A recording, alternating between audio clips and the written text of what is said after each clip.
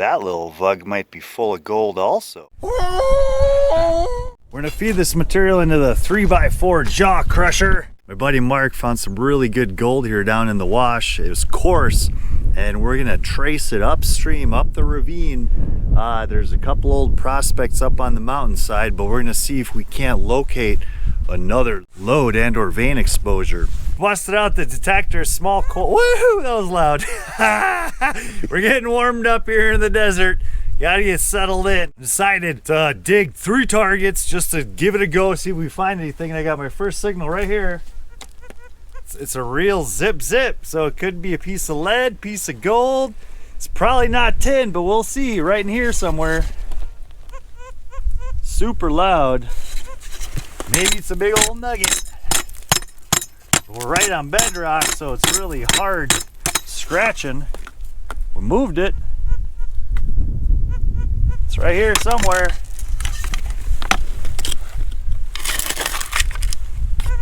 But being so shallow, it's likely trash. Actually, it's sounding more like a piece of rusty metal now.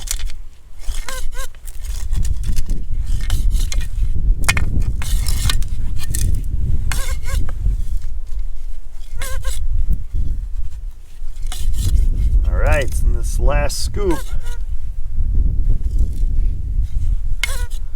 Could you imagine if we just found a little picker? How exciting would that be, Mark? That would be fun. Yeah.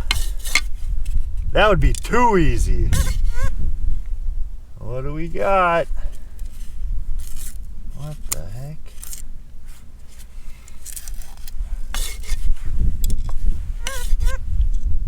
Well, it's whatever this is. It's not a very obvious piece of metal. Might be a little magnetite. Look at that. Yeah. I mean, it could be a little chunk of metal. That looks more like metal out of rock. Target number 2 is a piece of bird shot, baby. Following the bedrock, it crosses the river, or it crosses the wash right here, a rib, and that's a perfect natural gold trap. A rib of bedrock is almost like a riffle going through the middle of the wash.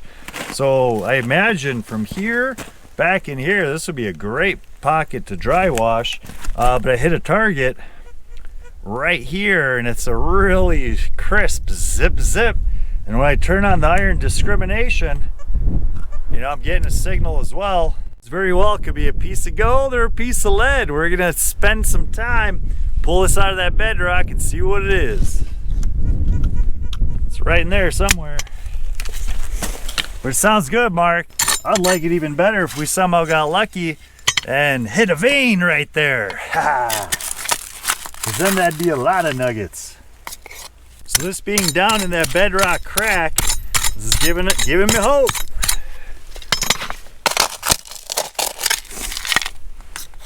I moved it, pulled it out of the hole. It's right here somewhere. Got it. Still a good zip. Really loud.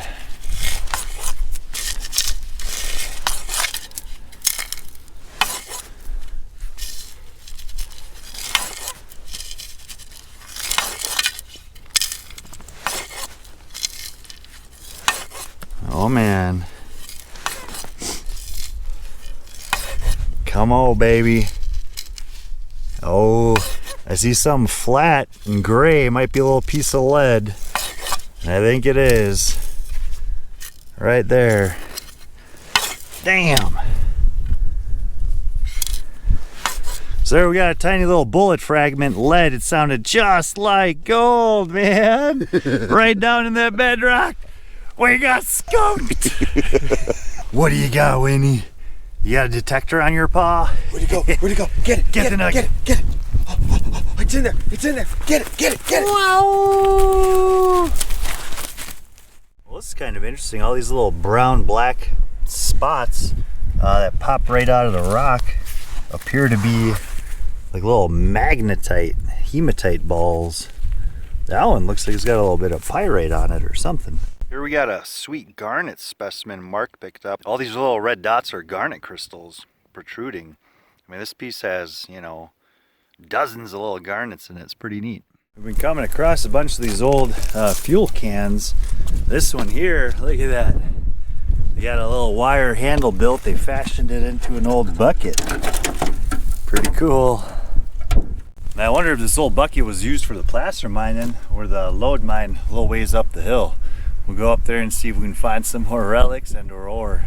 The further up the mountain we go, we're seeing more and more mineralization that's leading us to the main prospect. I mean, we got actual quartz bands that are mineralized here. Some giant vuggy quartz you can see.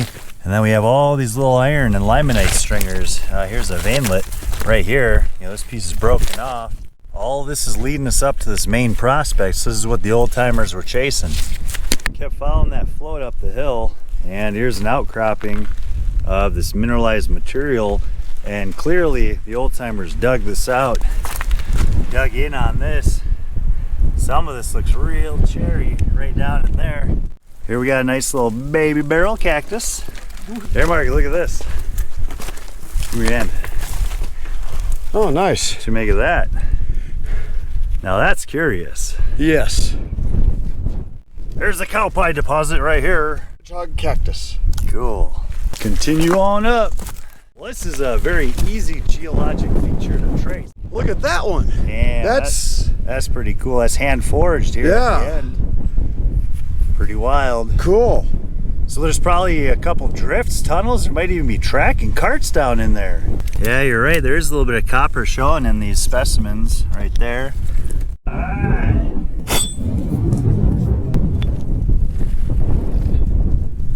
That's definitely sulfide.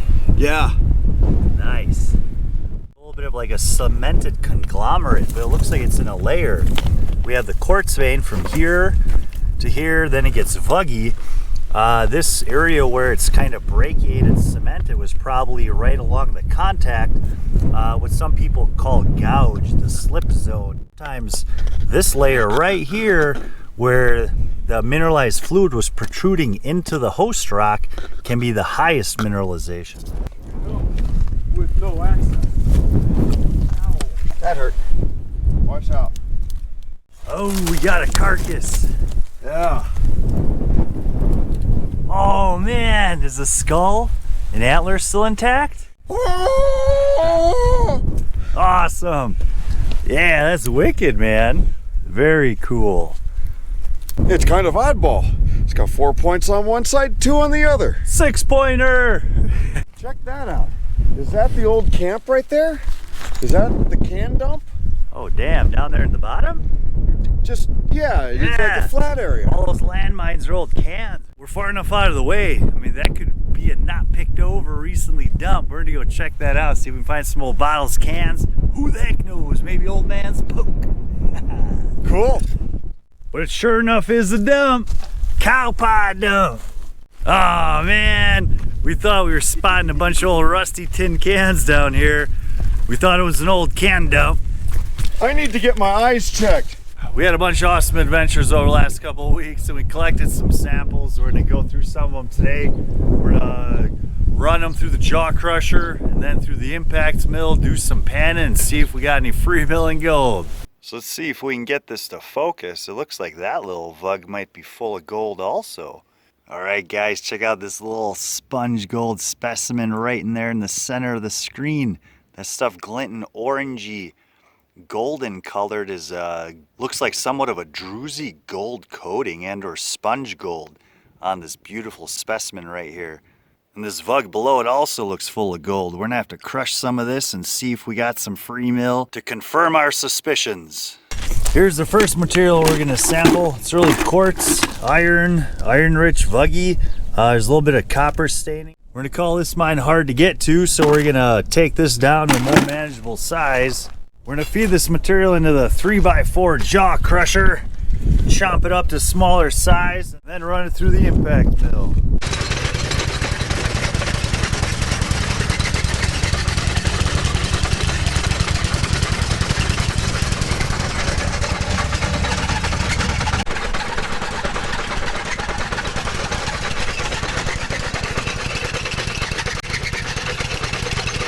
So that jaw crusher took everything down to you know, some dust, and looks like a majority's from a 1/4 inch to a 3/4 inch, and this is what we're gonna feed into the impact mill. So here's the little impact mill we're gonna be feeding the material into. We got it opened up. You can see this is the big old hammer that's gonna spin and pulverize that material to dust.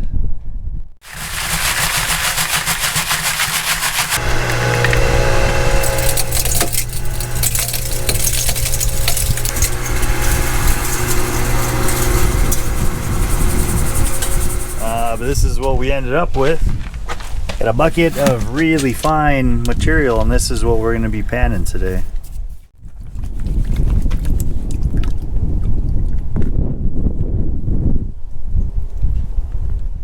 So here's the results from that little crushed sample we just showed you. At the top of the pan, there is a line. All those little specks at the top of the blue and the edge, that's gold. So there's a little bit of gold in there and a whole lot of heavies and sulfites. This ore looks pretty interesting.